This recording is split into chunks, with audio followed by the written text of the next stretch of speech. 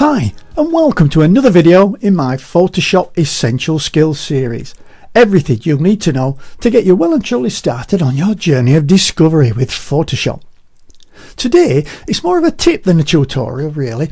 What I want to show you is the transform selection feature. Now it does seem to get a bit hidden away from the transform function itself, and with a lot of cases it does tend to get missed. Now don't forget, if you're a fan of the printed page, don't forget to check the more area under the video to see if there are any free ebooks or work files to accompany the video. If there are, just click on the link to download them. Okay then, let's dig in.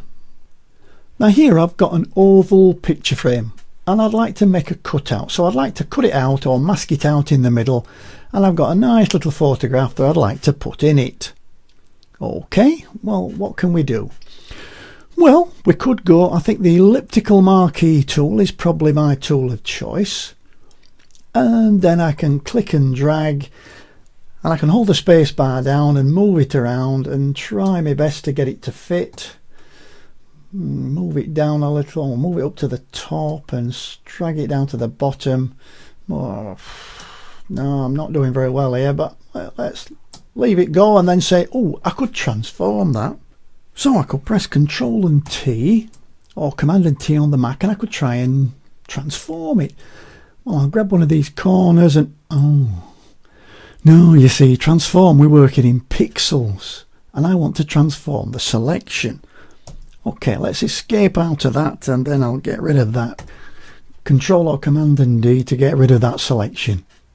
Right, let's try it another way. Same tool, I'm going to get my elliptical marquee tool and I'm going to draw out an ellipse, something like that. But now I'm going to go to my select menu and pick transform selection. And now I can actually transform this selection with transform. Right, so I'll move it up to the top and let's try and get that edge aligned somewhere like so.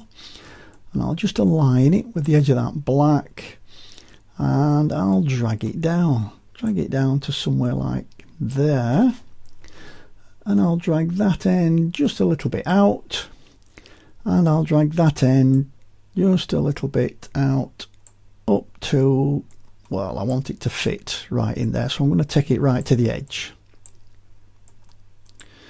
There we go, that's looking quite good. But now I can actually transform with all the transform tools.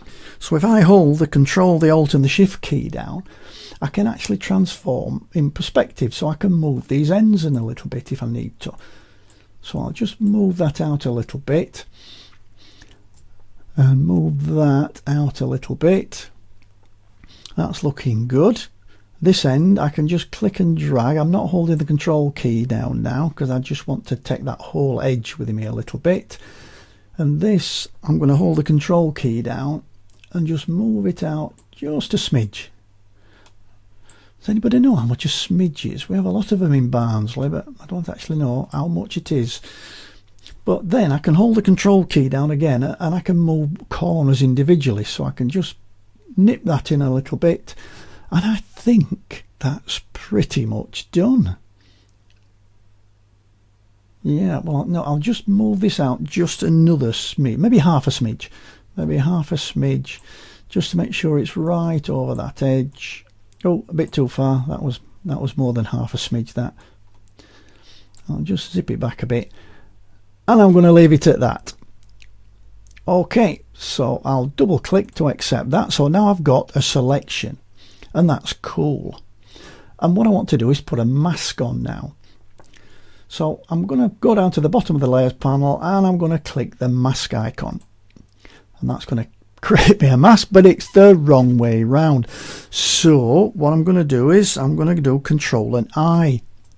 And that's going to invert the mask for me. So now I've got a nice little hole in the middle of my picture.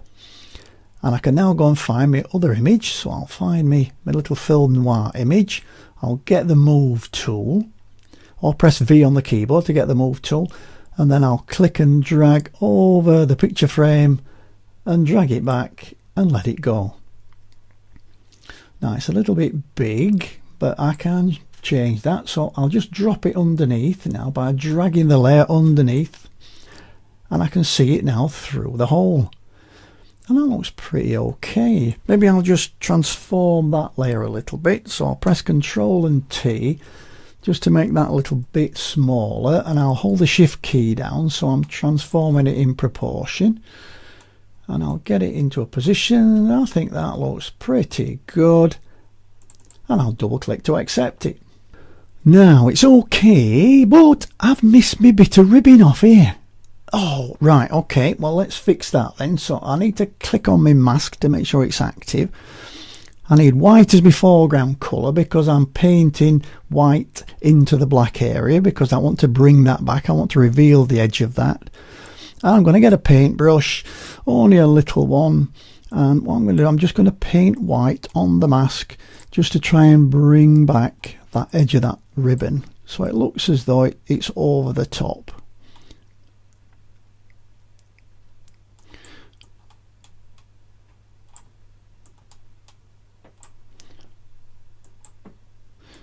Couple of little clicks here, and I think our work here is done. Well, that's it for this video, how to use the hidden away transform selection tool. I do hope you liked it. If you did, please give me a thumbs up or leave a comment under the video, or share it with a friend or two. Don't forget to check out the more area under the video for the link to any download files or free ebooks, and please click the subscribe button so when I upload a new video you are the first to know. I'll see you in the next video. Bye for now.